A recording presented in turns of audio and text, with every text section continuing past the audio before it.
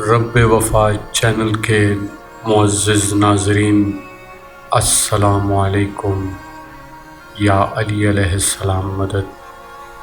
آج ہم آپ کو ایران کے بادشاہ کا واقعہ سناتے ہیں جو خواب میں مولائے کائنات امیر المؤمنین علیہ السلام کی زیارت کر چکا تھا، اور مولا نے اس بادشاہ کو خواب میں ایک شعر سنایا جس کا وہ دوسرا مصرع بھول گیا، اور اس بادشاہ نے دوسرا مصرع کیسے ڈھونڈا، یہ واقعہ آج آپ کو بتاتے ہیں۔ جب کوئی دشمن ایران پر حملہ کرنے والا تھا تو اس وقت کا بادشاہ بہت پریشان رہتا تھا۔ ایک رات خواب میں مولا علی علیہ السلام کی زیارت کی۔ مولا نے اپنی شان میں فارسی میں ایک شعر پڑھا کہ کیوں ڈر رہا ہے تو فرط مسرت سے، آنکھ کھلی کچھ زیارت کی خوشی، کچھ بشریت کی بدحواسی۔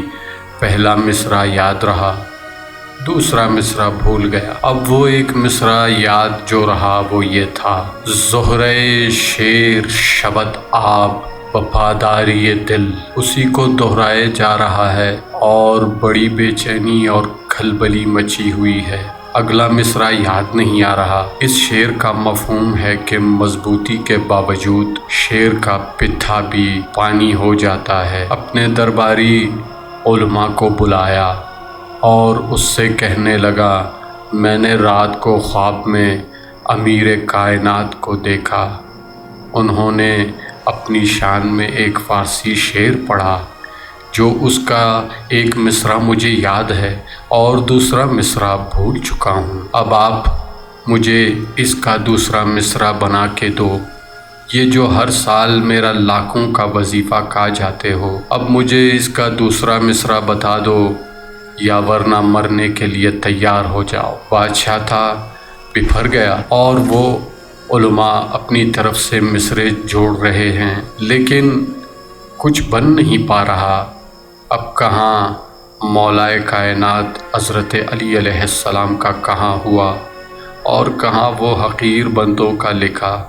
اب ایک جیسا تو نہیں ہو سکتا۔ بادشاہ نے سب کے اشعار کو دیکھا اور سب کو رد کر دیا۔ کہا یہ نہیں۔ بادشاہ نے کہا بس، کل صبح کے سورج نکلنے سے پہلے اگر مجھے اس کا دوسرا مصرع نہیں بتایا تو تمہاری گردنیں کاٹ دوں گا، اور اگر اس کا دوسرا مصرع لے کر کے آ گئے تو انعام میں تمہیں نصف سلطنت دوں گا۔ جو خیبر شکن کا دوسرا مصرع بتا دے۔ گلیوں میں ایک گداگر ہوا کرتا تھا جو دن رات جھولی پھیلا کے کہتا تھا، یا علی، انگلی کے اشارے سے دنیا کو سیراب کر دیتا ہے، مجھ سے بیک تو چھڑوا۔ وہ گداگر یہ کہتا ہوا جا رہا تھا کہ مولائے کائنات حضرت علی علیہ السلام سامنے آ گئے۔ سلام کیا، پہچانا مجھے؟ تو اس گداگر نے کہا، حضور، آج سے پہلے آپ کو دیکھا نہیں۔ مولا نے فرمایا، میں علی ہوں۔ گداگر قدموں پہ گرا۔ کہا، مولا آپ کیسے تشریف لائے؟ فرمایا، تیرا پیٹ بھرنے۔ بادشاہ نے اعلان کیا ہوا ہے نصف سلطنت دینے کا، لے مصرع یاد کر۔ تو گداگر نے کہا، مصرع بتا دے مولا۔ تو مولا نے فرمایا، لے پڑھ، پھر پڑھ، پھر پڑھ، یہاں تک کہ اس کو زبانی یاد ہو گیا۔ مولا نے فرمایا، یاد کر لیا؟ تو اس نے کہا، جی میرے آقا۔ تو مولا نے کہا، اب جا کے بادشاہ کو دوسرا مصرع سنا اور اپنا انعام وصول کر، اور میں اسی درخت کے نیچے بیٹھا ہوں، تجھے میری ضرورت پیش آئے گی۔ اب وہ گداگر چلا گیا بادشاہ کے دروازے پر۔ اب فقیر کو اندر کوئی جانے نہیں دیتا۔ اب وہ گداگر چلا گیا بادشاہ کے دروازے پر۔ اب فقیر کو اندر کوئی جانے نہیں دیتا بادشاہ کے دربار میں۔ تو اچانک اس گداگر نے کہا، تم سارے مر جاؤ گے، میں تم سب کو بچانے آیا ہوں، مصرع بتانا ہے بادشاہ کو۔ تو بادشاہ کے دربانوں نے کہا اچھا ہمیں مصرع بتا دے، انعام ہم سے لے لو۔ تو اس فقیر نے انکار کیا کہ مصرع میں خود بادشاہ کو بتا دوں گا۔ تو دربانوں نے کہا تمہیں مار دیں گے ہم اگر ہمیں نہیں بتایا۔ تو گداگر نے کہا اگر مجھے مار دو گے تو مصرع کون بتائے گا؟ مصرع تو میں سینے میں دبا کے چلا جاؤں گا، پھر تم سب کے سب مارے جاؤ گے۔ تو دربانوں نے سوچا یہ تو صحیح کہہ رہا ہے، کہا ٹھیک ہے جاؤ، ہماری جان تو بچ جائے گی۔ ایک دربان دوڑتا ہوا بادشاہ کے پاس آیا اور کہنے لگا بادشاہ سلامت، دروازے پر ایک فقیر آیا ہے جس کے کپڑے پھٹے ہوئے ہیں، بہت ہی بوسیدہ حالت میں ہے، جو یہ کہتا ہے میں بتاتا ہوں اگلا مصرع۔ تو بادشاہ نے کہا جلدی سے اس کو بلا کر لاؤ۔ اس کو بلا کر لایا تو اس نے بادشاہ سے کہا کہ آپ کو اپنا وعدہ یاد ہے؟